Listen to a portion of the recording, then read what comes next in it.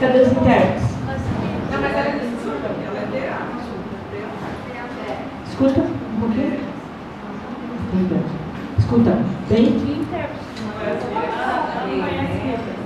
Complexo falar, eu ouço também, né? Eu acho difícil comparar um implante coclear a um ouvido, né? Todo mundo tem a ilusão quando uma pessoa, sendo uma pessoa surda, vai fazer um implante coclear, ela vai se tornar um ouvinte hábil. Não, não tem nada a ver com ser um ouvinte hábil. Tem em ser surdo. A gente deixa o silêncio absoluto que a gente vive, essa prisão que a gente vive, ele deixa de existir com o implante coclear. Né? Mas chegar a parâmetros de um ouvinte hábil é bem diferente. Às vezes a pessoa pensa assim, mas a dicção dela é muito boa. Isso é prática, é disciplina, as pessoas me ajudaram, enfim, né? Foi tempo para adquirir, mas eu estou encantada, então dá para ouvir bem. Só que a gente não é assim. Desculpe, mas eu não entendi quase nada que vocês falaram. Eu ouço, eu tenho deficiência auditiva. Não, eu consigo fazer um pouco da leitura labial, aliada ao som, daí eu consigo entender. Nenhuma das duas eu acho que sabia. Vocês querem?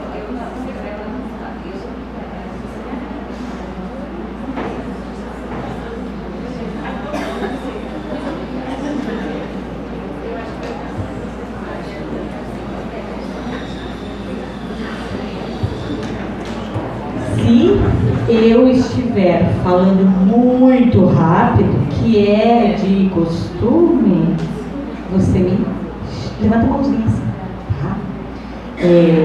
A gente tem que agradecer o pessoal, né, da Unila, que está interpretando aqui com a gente, né?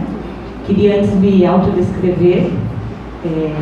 Sou jovenzinha, mentira. Sou alta, tenho 1,70 m mais ou menos, né? Estou vestida com uma roupa preta, toda preta e com um casaco, um blazer verde, né? E sou loira com os cabelos até a altura dos ombros. Bom, agradecer a Lília, agradecer o convite, né? E parabenizar quem deu a palestra hoje de manhã. Eu acho que esse é o trabalho mesmo, desenvolver uma parceria com todas as áreas, porque uma vai colaborando com a outra, uma sozinha não consegue fazer nada, então é esse trabalho que tem que ser feito mesmo. E nós chegamos na parte da educação, que é aquela parte que sobra pra gente, lá na sala de aula, né, Ana? E aí tem vários professores aqui. Acredito que é angustiante. Vocês não consideram angustiante estar na sala de aula com os alunos e você às vezes não saber o que fazer? Né? Então a gente vai tentar discutir, debater um pouquinho sobre isso. A minha ajudante dá uma passadinha aí. Antes de começar, eu queria falar que eu passei pelas 3 instâncias. Eu sou de Medianeira. Eu já trabalhei no município durante 6 anos como professora. Sou tradutora e intérprete. Passei pelo ensino fundamental e médio. Então, eu estive na inclusão do ensino fundamental e médio. E estive na escola de surdos durante 17 anos.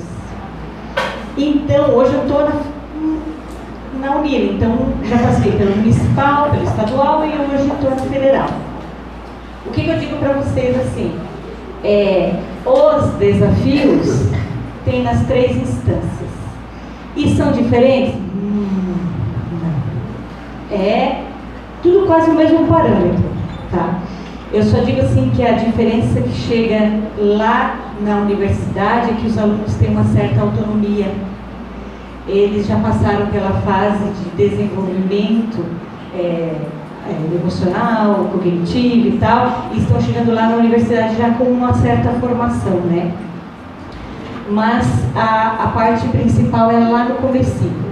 Então, eu acho que isso é o principal. Eu acho que até alguém deveria estar aqui falando, alguém lá da educação infantil. Lá do comecinho, porque é lá que começa tudo, sabe? Mas a gente vai tentar debater isso hoje.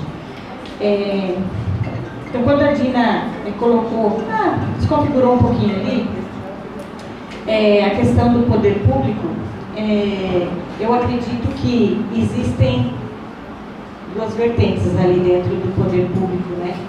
Que é a questão do investimento, que é direcionado para os estados, que é direcionado para os municípios, isso daí é direcionado, né, para as instituições, né, para os setores, e desses setores vai para as instituições.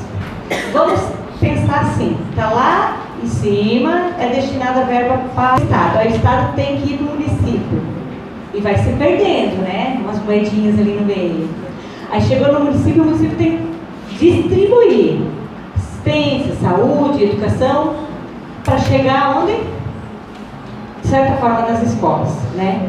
Então, o primeiro problema que a gente tem, desafio barreira ali, é a questão do investimento. Eu acho que até o principal, né? Porque sem investimento a gente não consegue fazer nada. Consegue? Não. Então, eu acho que o primeiro é a questão do investimento. E essa questão do intersetorial, de fazer esse trabalho que a ITEPU está fazendo, a Rede de Inclusão está fazendo, de juntar a área da saúde, da assistência, da educação e assim por diante. Que envolve, não tem como falar em educação sem falar com parcerias da saúde. Não tem como falar em educação sem falar em parceria segurança. Não tem como falar em inclusão educacional sem falar no transporte, né? O primeiro, para poder chegar na escola, né? Que é a questão do acesso e a permanência. É mais fácil a gente falar sobre o acesso, né? Muito mais fácil. Porque o acesso, então vamos aplicar a educação inclusiva nos sistemas educacionais e vamos lá, vamos fazer uma estrutura, né? Vamos fazer um banheiro adaptado, vamos fazer uma rampa, né? Vamos fazer uma entrada que seja adequada aos alunos, vamos colocar intérpretes, vamos colocar esse acesso. E a permanência, como é que está sendo? É ali que está o problema. O acesso, beleza, mas a permanência desse aluno? Ele está tendo condições? Ele está tendo subsídios para se permanecer ali? Então é isso que eu acho que é o principal problema. Porque acesso até que está, né? Se bem que em alguns lugares não está tendo tanto acesso assim, mas tudo bem. Cadê minha companheira? Sumiu, beleza. Então, eu acho que a questão do poder público é o primeiro ponto que a gente deve, o que a Dina falou, iniciar pelo poder público, né?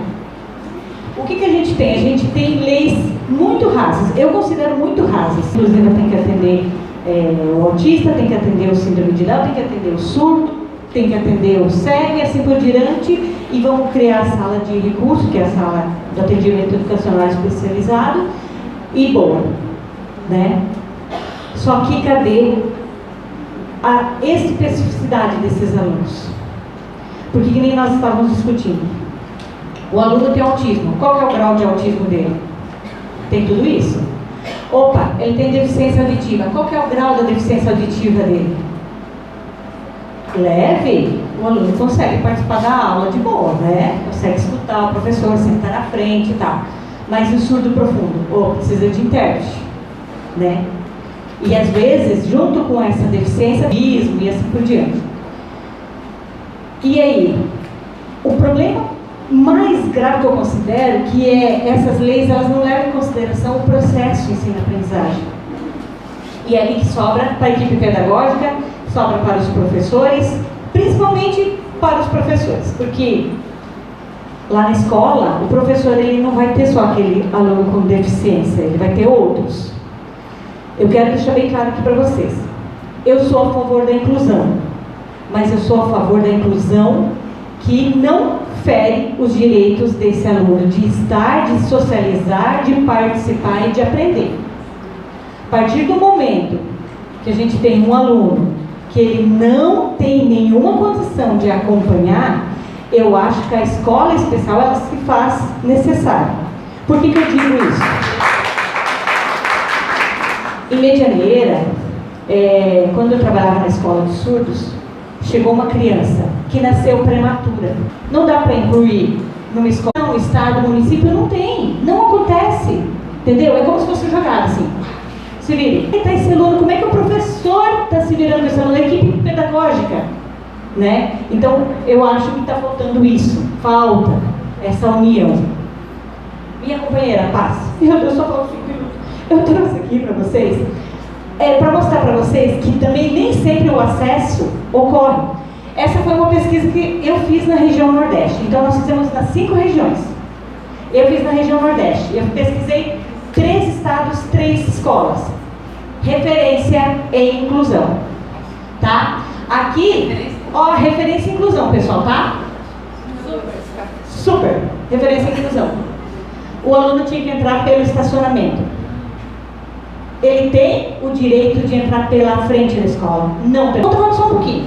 Ó o banheiro, gente. Banheiro. Tá? Pra ninguém. Mesa, cadeiras adaptadas, tudo. Show de bola. Passa. Aqui, em Guaranhuns, perto de Recife.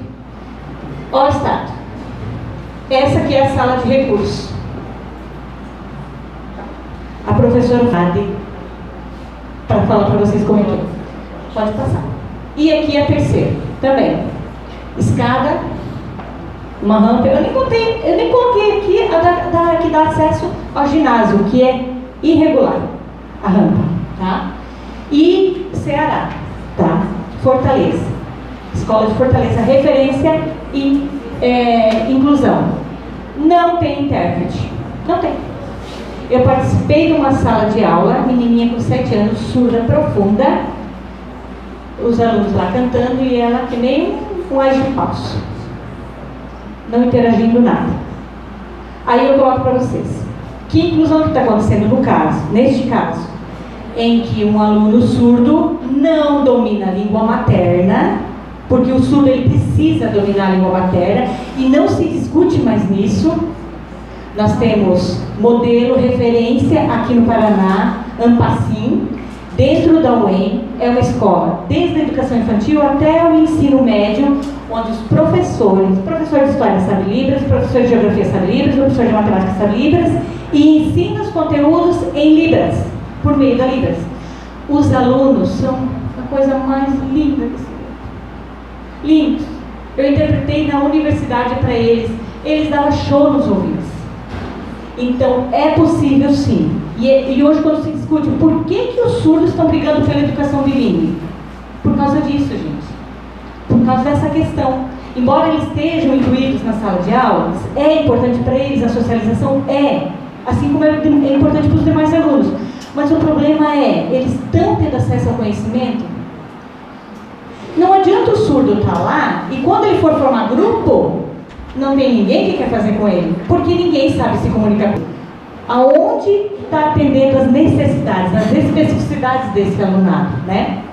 Pode passar. Então, eu acho que... Nossa, eu nem cheguei lá na parte... Meu Deus, Jesus amado. Então, eu acho que o poder público eles tem que focar principalmente aonde? Quando a questão da educação. Formação das equipes pedagógicas e dos professores. Ponto. Não tem nem que discutir. Não adianta mandar o professor, vamos atender, tem sala de recurso, tem sala, atendimento educacional especial, que é a sala de recurso. Vamos colocar uma professora lá para atender esses alunos. Aí aparece o surdo lá, vamos tomar o surdo, tá?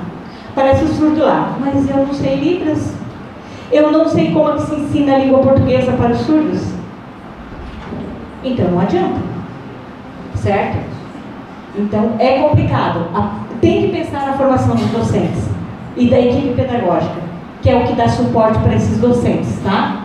Então, o suporte da equipe aos docentes de modo que favoreça maximizar a participação desse aluno na sala. Esse aluno ele tem que participar, ele não tem que estar só integrado lá, senão a gente volta porque a gente discutir que é integração. Colocou bonitinho, opa, lá para a federação está contando, ó, esse aluno aqui está na educação inclusiva, tá?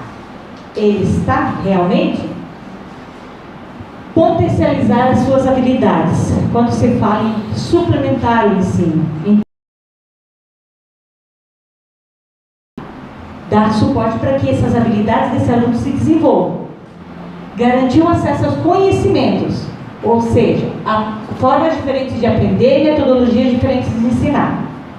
É difícil? É, porque lá na educação inclusiva, o professor tem 37 alunos, aí tem um surdo, 38, daí tem um com deficiência intelectual, 39, e mais um lá cadeirante, que ainda, né, consegue acompanhar. Quando não ser aqueles casos em que o aluno não consegue nem interagir.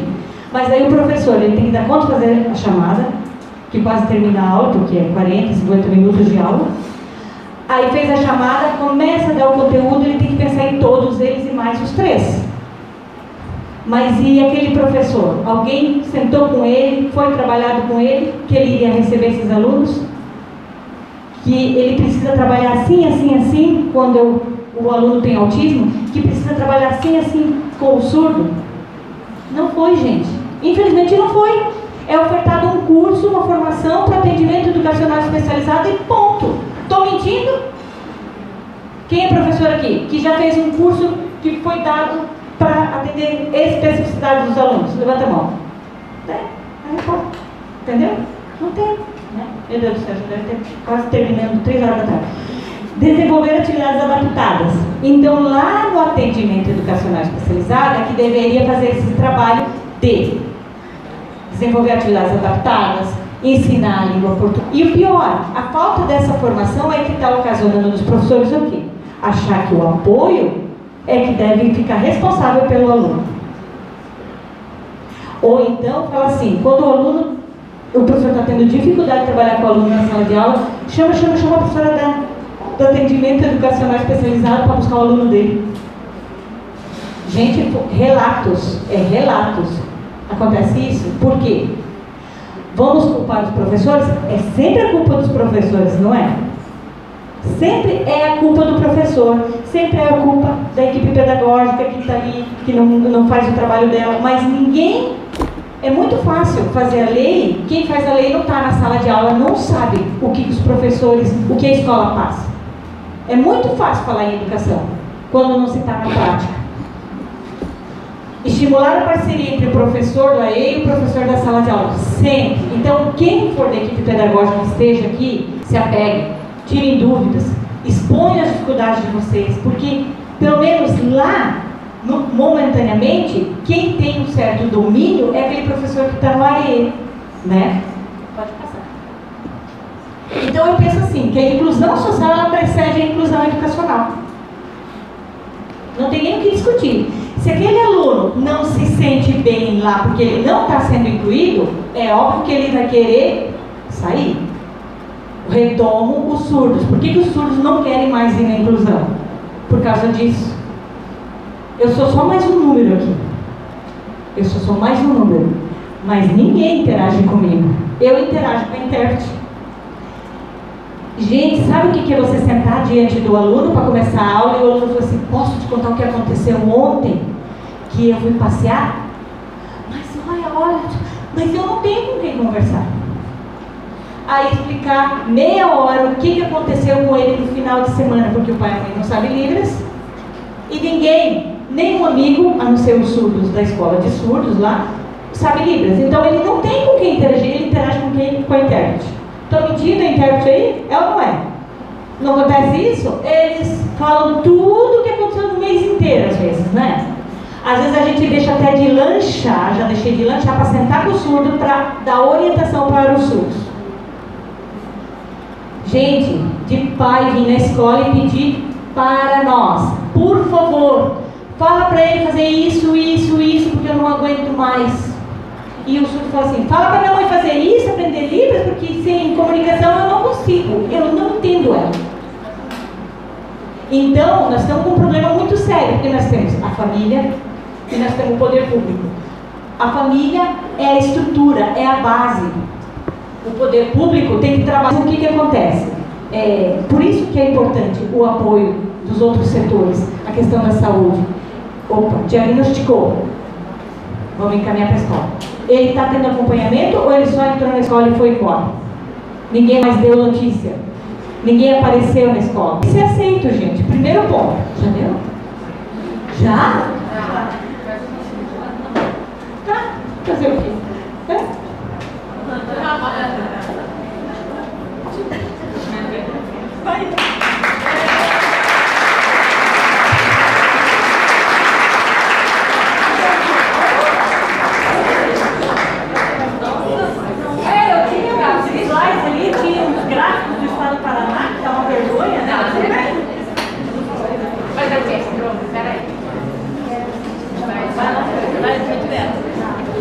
Bom, muito chato que eu tenho que ter. Não fui eu que cortei você, Diné. Para mim seria um prazer ficar ouvindo a Diné, mas enfim, eu sou a Ana Paula, né, já fui apresentada, minha audiodescrição, eu sou uma mulher parda, eu tenho os óculos também de grau, a Dina falou desse elemento importante, eu não sou uma mulher com deficiência, mas eu tenho uma necessidade específica visual, sem os meus óculos eu também não consigo desenvolver o meu trabalho, né? Estou com uma roupa aqui, uma calça que conhece, né? Rosé. Rosé, né? Uma blusa branca com um casaco preto, uma jaqueta preta, com brinco preto, né? Eu acho que eu estou com batom vermelho ainda, talvez, né? Mas então eu sou roupa e cabelo preso, claro, que é uma marca muito constante na minha vida. Mas é um prazer estar aqui. Eu queria, né, primeiro agradecer a Dinéia, porque ela é muito organizada, como vocês viram, né, uma excelente professora, fez uma organização. Eu não preparei nada ali, já contando com isso, né, já contando, né, que a Dinéia teria essa parte de organização, por isso que ela falou primeiro, e eu queria falar da Dinéia e, obviamente, tentando deixar um tempinho que fosse para que a gente pudesse dialogar com uma ou duas perguntas que sejam para além das perguntas que a Dina já fez. Acho que um elemento que eu gostaria de falar, antes de iniciar, é que como é que eu me situo no tema, né? A Dinéia coloca como papel do Estado, que não basta, né? Lá no ensino superior. E eu também sou mãe de 2 filhas, a minha filha mais velha, mais pausadamente. Eu tenho uma filha, então, de 8 anos, que tem síndrome de Down. Levante a mão, por favor. O que eu queria problematizar a partir das perguntas da Dina e muito da fala da Dinéia. Acho que o primeiro ponto, pessoas, né? Nós somos alguma coisa, né? Nascemos situados num tempo, espaço, né? Numa determinada família, com uma determinada condição socioeconômica, com uma determinada cor de pele, né? Com uma etnia. Então, eu acho que é bem importante a gente começar por aí, né? Embora estejamos falando de pessoas, somos pessoas marcadas por características distintas. E que isso não é um mero detalhe, né? A nossa Constituição deve ser lida a partir desses marcadores. É fundamental que a gente diga isso. Porque, por exemplo, eu me situei, eu situei, né, minha filha, que é uma criança de 8 anos com síndrome de Down, me situei, né, como mãe dela, portanto familiar, mas ao dizer isso, nós não nos equiparamos socialmente com todas as pessoas com síndrome de Down ou com todas as pessoas que são familiares de pessoa com deficiência. Porque cada um de nós está colocado dentro dessa dimensão que eu falei, da interseccionalidade, vai dar uma dimensão específica, uma condição específica, uma forma específica de ser e estar no mundo, de recorrer ou não aos nossos direitos, de atender ou não aos nossos deveres, né? Então, isso muda completamente. Eu não posso falar, e isso a Dinéia, né, já muito bem, a gente não deixou ela terminar do que ela tinha, mas do que ela apresentou, eu não posso deixar de situar uma pessoa com deficiência ou debate da pessoa com deficiência sem esses marcadores todos, porque faz toda a diferença. Entrando aí uma pergunta inicial da Dina, né, sobre qual é o papel do Estado garantindo um sistema educacional inclusivo. O primeiro elemento é esse. O Estado é o balizador que está para todos nós. Então, deveria estar para todos nós. Como eu disse, nós somos pessoas diferentes, em constituições familiares diferentes, em condições de vida diferentes, né? Socialmente referenciados de maneiras distintas. Só que o Estado ele precisa organizar suas políticas públicas, levando em consideração que todas as pessoas precisam ter essas possibilidades de acesso àquilo que é independente de qual é a sua condição familiar. Então, independente do fato de eu estar numa posição socioeconômica que me permita pagar uma escola privada ou um plano de saúde, por exemplo, esse é um exemplo, né? Independente disso, eu preciso ter um Estado que me garanta condições de acesso à educação e à saúde, independente de pagamento. Por exemplo, isso independe da minha situação específica. Eu preciso ter garantias que estão colocadas para todas as pessoas. Eu preciso compreender também que dentro do debate das famílias e do Estado, eu posso ter, e tenho, na verdade, o pessoal da assistência social sabe disso melhor do que ninguém. Eu tenho várias famílias que são violadoras também de direitos, né? Que podem ser abusadoras, negligenciadoras. E isso, eu estou dizendo isso, né? Isso aqui, eu não sei que só tem 15 minutos, só tem 10, agora 7 talvez, mas é só para tentar mostrar que, assim, não dá para a gente fazer um debate, não é um debate isolado, é um debate complexo, e de novo eu também parabenizo o pessoal que falou de manhã e o que a Dinéia disse sobre essa visão intersetorial, mas também uma visão mais complexa quando eu olhar para o micro. Então, estou tentando trazer o que a Dinéia já trouxe, que é uma dimensão mais ampla quando eu olho os serviços articulados, mas também o olhar para a especificidade, ele precisa considerar a complexidade que envolve aquela pessoa, a complexidade que envolve aquela família e como ela está situada, né? Porque quando eu penso numa situação familiar que é bastante complexa, que é a seguinte: primeiro, nasce uma pessoa com deficiência numa família e essa família ela vai tender a ter práticas com aquele membro que pode ser uma prática muito distinta do que ela tem com outros membros já prévios, né? Ou ela pode ter uma prática muito similar ao que ela já tem com outros membros sem deficiência. Por que eu estou dizendo isso? Porque nem sempre, né, a gente parte de princípios de que uma chegada de uma pessoa com deficiência numa família, que pode ocorrer, diga-se de passagem, em qualquer momento da vida, né? Lembrando que do nascimento é uma possibilidade, mas a maior parte não, mas mais ou menos aí metade das pessoas também podem adquirir uma deficiência ao longo da vida. Eu não necessariamente tenho que ter uma visão positiva ou negativa a respeito daquele fenômeno que eu vou viver na família, mas aquilo que socialmente ela observa que está sendo visto sobre determinados parâmetros do seu membro. Então, o que eu quero dizer com isso? Voltando aqui para a questão do sistema educacional inclusivo. E aqui a Dinéia encerrou dizendo: inclusão social precede a inclusão educacional. E o primeiro espaço educacional que a gente frequenta na nossa vida, qual que é, gente? A família, né? O primeiro espaço educacional é a nossa socialização primária, é onde a gente chega, né? A gente chega sempre para um grupo, né? E aí entendendo aí família de forma muito ampliada, tá? O que eu estou falando não é para ler pai, mãe, né? E biológico, inclusive, não é essa leitura, mas aquele grupo que ocupa esse papel de nos socializar no mundo, né? De dar esses parâmetros da nossa formação. Então, essa dimensão, ela é relevante, né? Porque a gente precisa também entender que se socialmente eu tenho uma visão negativada de determinadas características de um membro da família, a chance da família, né, ter mais dificuldade de lidar com aquilo é maior. Então, o que eu quero dizer para vocês é: não culpabilizemos as famílias, porque as famílias estão inseridas também num contexto social complexo, né, de socialização, e que nós temos uma série de parâmetros.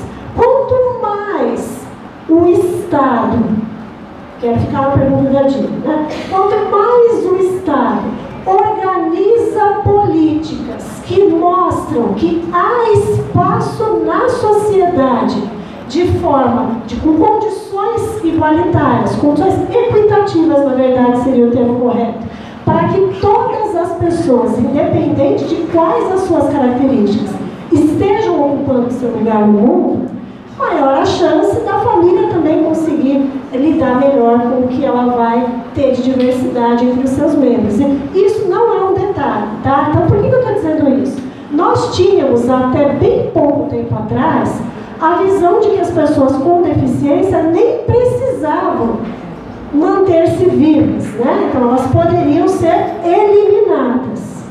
Eu saio dessa perspectiva, não mais elimino ninguém, então mantenho as pessoas vivas, mas coloco as pessoas em espaços específicos da sociedade. Então, mantém vivo, mas desde que seja num determinado espaço que cabe a você, entre outras pessoas que sejam parecidas. E eu tenho uma dimensão que é mais recente em termos históricos, que é baseada na perspectiva de direitos humanos, que é as pessoas precisam estar em todos os lugares, tendo direito, né? Os direitos humanos que estão colocados para pessoas sem deficiência estão também colocados para pessoa com deficiência, e eu preciso ter espaço em todas as dimensões da sociedade para que eu possa usufruir desse meu direito. E isso é um fenômeno muito recente, só que a gente ainda não chegou, nós no Brasil pelo menos, com certeza não, né? Talvez alguns outros lugares do mundo, para alguns segmentos a gente esteja em situações melhores, mas a gente não tem como falar que a gente conhece o que é inclusão. Então eu, na verdade, queria falar na negativa. É meio complicado isso, né? É uma coisa que a gente aprende a não fazer, tem que falar, não é assim. Mas é que a gente está num debate como se ele tivesse, a gente conhecesse que ele chegou lá e a gente fica falando, mas não dá certo, mas será? A gente fala como se já tivesse conseguido vencer o modelo segregacionista e já estivéssemos em abordar, tendo todas as minhas anotações aqui, né, Edilene? Vou chegar também bem metade, mas excelente e com muita consciência do que isso significa, perseguindo. Mas eu vou continuar aqui, não sei. Acabou a bateria. Essa estratégia é boa, pode dizer. Ótimo. Eu passei o tempo que era Deu? Mas eu continuo, mesmo assim, eu vou. Não quero perder meus minutos aí, Larissa. Desculpa, tá? Eu não aprendi para minha fala. Assim, quero dizer, o fato de nós termos saído de um modelo de completa exclusão, onde a pessoa com deficiência nem era considerada na sociedade, e a gente passa a ter uma convivência mais ampliada com as pessoas com deficiência, não é sinônimo de inclusão. Inclusão não é isso. Inclusão significa chegarmos num ponto, por isso eu estou dizendo que não façamos avaliações apressadas de fenômenos que ainda estamos tentando conquistar, né? Que é muito recente em termos históricos, mas colocar as pessoas com deficiência nos espaços em que elas sempre deveriam ter sido consideradas como sujeitos humanos, né, de direitos que são, não é igual a dizer que a inclusão está acontecendo. Então, quando a Diné nos provoca, né, sobre a presença de pessoas com deficiência na escola, e isso ser uma representação de inclusão, eu diria para vocês uma provocação às avessas, que eu também sempre gosto de fazer com as minhas turmas, que é, tira da sua sala de aula as pessoas com deficiência, tira, põe de lado, tá? Resolver um problema da educação inclusiva. Educação inclusiva significa todas as pessoas, todas. Tira as pessoas com deficiência, porque eu quero tirar para ficar mais didático o que eu estou querendo explicar. Todas as pessoas que frequentam a escola devem ter direito de aprender, de se beneficiar do que é o papel da escola enquanto currículo. Eu não estou falando sobre ir para a escola para ter garantia de sobrevivência com a alimentação escolar, que é mais um direito fundamental. A Tina fala de Estado, né? Eu preciso realizar essa política pública fundamental e adequada, que é ter a alimentação pensada para o educando. sei quem falou, mas depois não ouvi o que foi, mas não. Tá faltando, ok. Depois a gente volta nos problemas da intersetorialidade. Foi a Elza que falou? Não, né? Ah, tinha que ser a Elza, né? Mas, de qualquer forma, o que eu quero dizer é, quando eu falo a respeito de ir para a escola para garantir as 3 refeições do dia, ir à escola para não sofrer uma violência doméstica ou qualquer outra coisa que a gente possa imaginar, isso não é educação inclusiva, gente. O que eu quero dizer, e é importante falar pela negativa, é que a gente está tomando o acesso como educação inclusiva. E, na verdade, uma sociedade inclusiva e uma educação inclusiva, portanto, eu tenho uma mudança completa de paradigma na sociedade que elimina as barreiras, que é o tema aqui da nossa semana. Eu consegui trabalhar na educação básica, mas no ensino superior eu também experimento as mesmas coisas. Obviamente que quem está no ensino superior está na ponta mais fácil, né? Por quê? Porque todos aqueles desafios enfrentados anterior, o professor da educação infantil é o professor da ponta mais difícil, certo? Então, quanto menor o aprendiz, maior o desafio e deveria ser também a valorização profissional, né? E ela é inversa, nós temos o inverso, nós temos mais valorização no ensino superior e mais desvalorização, né, nessa ponta. Mas quando eu penso nesse elemento, então, do sistema educacional inclusivo, eu preciso compreender, não chegamos lá, não chegamos ainda. E aí muito tem a ver com a pergunta da Dina, né, que eu quero tentar fazer um fechamento por aí, que é, eu primeiro preciso conhecer o que está previsto em termos de política pública e entender se o que está previsto, de fato, está sendo aplicado, se existe, né? Como foi interpretado, como foi compreendido. E aí é uma dimensão que a gente vai notar, e a Diné já fez esse favor para a gente de mostrar experiências Brasil afora, que nós ainda temos muito a caminhar para fazer a efetivação de políticas públicas que estão planejadas. Então, o que eu quero dizer é, enquanto não esgotarmos o melhor dos mundos daquilo que está previsto na legislação, fica difícil a gente falar sobre qualquer coisa, né, num tema que a gente ainda não vivencia. Então, hoje a gente vivencia com mais facilidade a integradas, estão nos espaços, sejam espaços segregados ou espaços da escola regular, mas temos uma visão maior, a presença maior, né, da pessoa com deficiência, que ela existe, a educação inclusiva. E aí, nesse sentido, né, que eu queria terminar a minha fala, que é preciso também compreender o que é educação inclusiva e que educação inclusiva não é um termo criado para a pessoa com deficiência.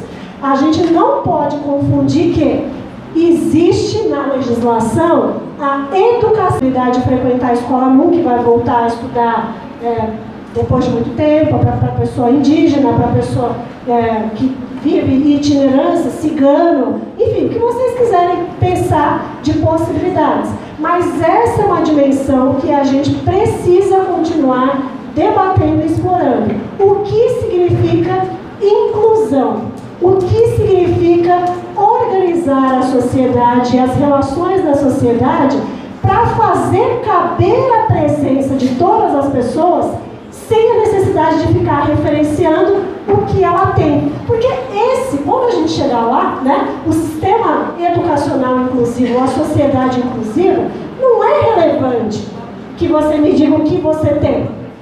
Não é relevante. É relevante saber quem você é e quais são as suas necessidades a cada momento da vida, né? Essa é uma dimensão diferente de pensar a educação especial, tá? Então, para respeitar o meu tempo, agradeço, né? E espero que vocês tenham alguma pergunta para levar para isso. Obrigada.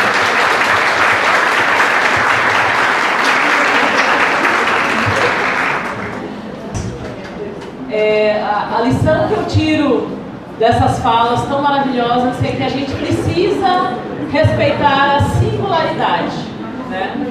Uma coisa que eu tenho participado bastante do grupo de pais autistas e tudo mais, e que a gente percebe assim que várias pessoas fazem a fala de que cada autista é único, né? E aí eu trago que cada pessoa é única. Cada pessoa é única, né? E aí eu trago uma provocação da Larissa, que é minha colega de trabalho, que sempre nos faz, que nos tira da zona de conforto várias vezes, que eu acho muito bacana, que é a questão da avaliação biopsicossocial, né? Que avaliar uma questão de deficiência não pode ser um mero CID, né? Perdão. Aí. Então essa questão, né, do se restringir ao CID, do se restringir ao laudo médico. Então nós temos tantos desafios ainda na questão da educação inclusiva, na questão da inclusão da pessoa com deficiência nas diversas políticas, porque às vezes ainda não aprendemos de que cada pessoa é única. Para você, né? Fez uma pergunta aqui, ó, pediu para você falar um pouco sobre as estatísticas e gráficos da educação no Paraná. E eu acho que quando você falar isso aqui, você vai responder uma das perguntas da Elza sobre se tem nas escolas estaduais salas ou professores preparados para a inclusão. E tem mais uma pergunta para você ainda. Se na Unila, além de Libras, tem outras formas de inclusão? Bom, eu trouxe uns gráficos, mas assim, dá para falar bem rapidinho. Assim, na educação infantil, o Paraná está em última colocação na questão da inclusão, 66%. O ensino fundamental, 71%. Ele só vai subir no ensino médio, talvez leve aquela questão da escolha do filho, da pessoa com deficiência, né, a fazer parte. Hã? Não pode ser, né? Não sei. Não, a gente sabe que existe um encaminhamento no Paraná que é bem diferente dos outros estados, né? Para apurar aqui, existe nas escolas estaduais salas com professores? Para existir, gente. Segundo o poder público, sim. Algumas tem, é obrigatoriedade. Agora, não digo, lá em Medianeira eu tenho conhecimento, o que faz o Iguaçu eu não sei. Não sei se alguém aí tem conhecimento. Todas as escolas estaduais têm professores para sala de recurso, professor de apoio na sala. Não? Quem que falou não? Não tem? Na tua não tem? Então, não é em todos. Aí vai dependendo da cidade. E o último, essa aqui que eu não sei porque eu não moro em Foz do Iguaçu, né? Eu vou pular. A Unila tem, além de Libras, outras formas de inclusão? Tem. No caso, as pessoas, nós temos, até eu trouxe dados da Unila, quantos alunos, nós temos 59 alunos, várias especificidades, e a Unila tem um programa de monitoria, tem um núcleo de acessibilidade. O aluno com deficiência pode entrar. Desculpa pessoal, mas a gente está fazendo transmissão via YouTube. Se a gente não manter o silêncio aqui, incomoda o pessoal e as pessoas não conseguem se concentrar. Eu agradeço, desculpa interromper, professora. Então, a Unila tem sim, além desse apoio à monitoria, ele também tem apoio de bolsas para os alunos com deficiência. Então, eles fazem todo o trabalho de, quando chega o aluno, porque tem alguns alunos que não informaram ou eles ainda estão em avaliação. Mas quando chega, para ter a questão de acesso, informação aos professores, a gente recebe um relatório sobre o aluno e também para ter acompanhamento. E, no caso, essa bolsa é para dar suporte para esse aluno, para caso necessite de materiais adaptados, coisas do tipo. É bem explicado, não sei se Só um comentário a respeito das políticas, quem perguntou se tem, a Elza também fez algumas perguntas. Como eu estava dizendo, tudo que é previsão legal, se não tem é nosso direito cobrar. E aí é muito importante a gente entender qual é o papel do Ministério Público. Mas eu só queria fazer uma ressalva, né? Porque, inclusive, eu faço parte como Conselho Consultivo da Federação Paranaense das Associações de Ensino Mundial. Semana passada a gente teve uma reunião, inclusive, com representantes do Ministério Público, mas para debater o seguinte: muitas vezes as pessoas buscam o Ministério Público, e o Ministério Público também precisa estar orientado na visão de educação inclusiva, né, para fazer as lutas, mas numa direção de fortalecimento da educação inclusiva. E às vezes a gente faz um atendimento no separado do que cada um está entendendo como demanda, e o operador do direito é uma pessoa de uma área específica que não tem como conhecer todas as coisas, né, gente? As pessoas precisam ter formação específica para pensar sobre vários temas. Então, pensar a educação inclusiva e nos parâmetros que não são meus ou da DINEA, parâmetros nacionais e internacionais, né? Independente do que a gente gostaria ou não que fosse, existe uma luta sendo feita aí e precisa ser compreendida. E a gente tem que se educar em relação a ela, e os operadores do direito também. Mas eu quero dizer que é muito importante a gente entender qual é o papel do Ministério Público. O Ministério Público está junto também com a gente, né, sempre o meu desejo, enquanto familiar, é o fortalecimento da educação inclusiva. Eu quero dizer que, às vezes, o familiar, no afã da defesa e da proteção dos seus, muitas vezes pede algo que é contrário a promover um sistema inclusivo. Então, mas enfim, nós não vamos ter tempo de explorar isso, então só queria deixar essa questão para quem perguntou. O Ministério Público está aí para isso, então se alguém falou aí que tem ou não tem nas suas escolas algum serviço que deveria ter, temos que cobrar, e é importante que ele esteja garantido. Beleza, obrigada, Ana, obrigada, Dino. Eu estou insistindo em te chamar de Dinorá hoje, porque eu estou vendo a Dinorá lá atrás e estou chamando a Dinéia de Dinorá aqui.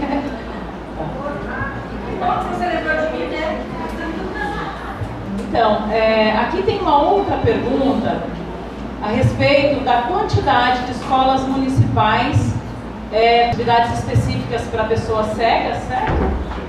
E aí, aqui está perguntando se tem outras escolas que oferecem atividades, que tem sala de inclusão de PCD. Eu vou deixar para a Ana responder. Na verdade, alguém da secretaria que queira pode responder, mas o que eu vou responder não está fora, então já vou aproveitar para dar essa informação. A pergunta é: a sala regular cabe todo mundo? Então, a educação inclusiva na sala regular, todo mundo tem direito de estar nela. Então, todas as escolas do município de Foz do Iguaçu são escolas que podem e devem receber estudantes. Inclusive as particulares. Inclusive as particulares, né? A pergunta aqui foi da isso. Mas sobre a pergunta específica, então, eu estava querendo se manifestar, mas assim, a pergunta talvez seja sobre sala de recurso multifuncional ou sala de recurso específica, que nem a da Ponte atende deficiência visual, no Parigô tem de altas habilidades e superdotação, e outras escolas, a maioria, não são todas, mas a maioria, tem uma sala de recursos multifuncional, né, para o atendimento para o AEE. Então, Theo, quer? Tá, ok? Eu faço parte do Conselho Municipal de Educação também aqui de Foz, e também são informações, como conselheiro, é obrigação nossa dizer. Alguém tem alguma questão? Parece que alguém perguntou algo no fundo aí. Acho que não. Temos uma pessoa aqui, só um minutinho, estou levando aí para você. Diga seu nome e a sua pergunta. Boa tarde, meu nome é Wallace dos Santos. A minha pergunta é sobre Foz do Iguaçu, a cidade de Colas Vivemos. Ela tem professores adaptados, preparados para o sistema em braille. Porque não adianta eu ter uma sala adaptada que eu não tenho pessoas formadas para atender. Ou não adianta o aluno estar na escola e não ter ninguém preparado para dar aula para ele. Hoje em dia, em Foz do Iguaçu, como é feito nessa visão? A escola pública daqui de Foz do Iguaçu, ela tem professores capacitados em sistema em braille? Vanessa, você responde para nós? Qual é o seu nome? Wallace. Você responde, seu Wallace? Tem que ser no microfone por conta da transmissão.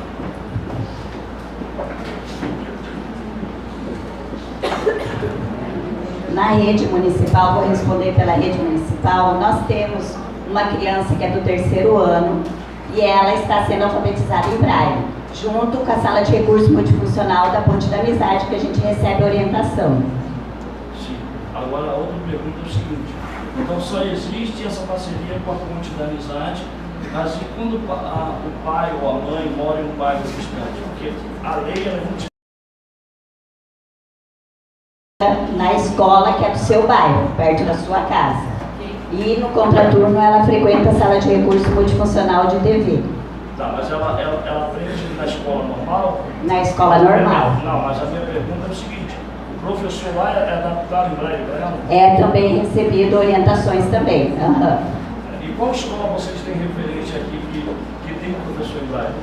A Ponte da Amizade é uma escola onde tem professores que eles têm formação e eles são específicos para ensinar em Braille. Uhum. Lá na escola pública. Não, e dentro da escola pública, porque eu tenho 8 meses aqui na cidade e já rodei todas as escolas públicas daqui de Foz, eu não encontrei um professor de lá.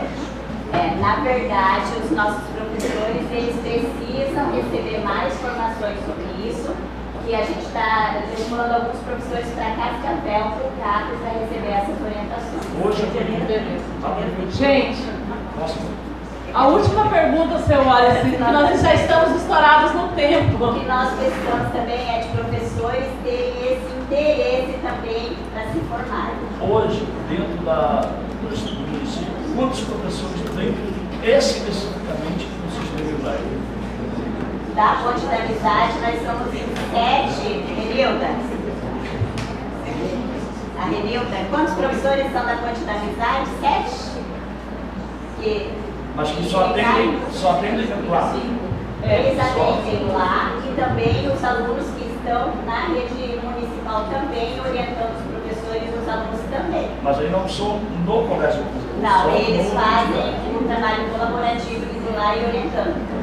Mas na escola pública não tem? Professor em Braille, que ensina em Braille, não. Ele recebe orientação para eles estarem fazendo esse trabalho em conjunto, que é colaborativo. É aquilo que a gente já conversou também, né, a respeito de, às vezes, a gente quer algo exclusivo para a gente, né, e o caminho da educação inclusiva, ele ainda traça ainda uma longa estrada, né, então a gente tem muito a caminhar ainda. A professora Dineia pediu para dizer que esse livro aqui, ó, Inclusão e Educação Especial, do qual ela citou a pesquisa e mostrou as fotos, que ele está disponível em PDF. Em 5 regiões do Brasil. Tá das 5 regiões do Brasil. Para quem quiser ter um panorama, né? Como é que está tudo isso. E devido ao avançado da hora, gente, eu encerro a mesa agradecendo as parceiras, as colegas aqui. Que lutam por uma... Ó, ganhei! Vamos socializar. Agradecemos a Dina, a Ana e a Gineia pelas apresentações. Agora a gente vai para a nossa quarta mesa de hoje, cujo tema é trabalho e empregabilidade. Só antes de eu chamar os mediadores e palestrantes, eu quero informar que quem ainda não assinou a lista de presença, ela se encontra ali na frente, mas assim que eu chamá-los, eu vou passar por fileira para vocês não precisarem levantar e vir até aqui na frente assinar. Também informo que temos bebedouros, né, aqui à direita de vocês, ali fora com copinhos, e vai ter que esperar esse povo sair.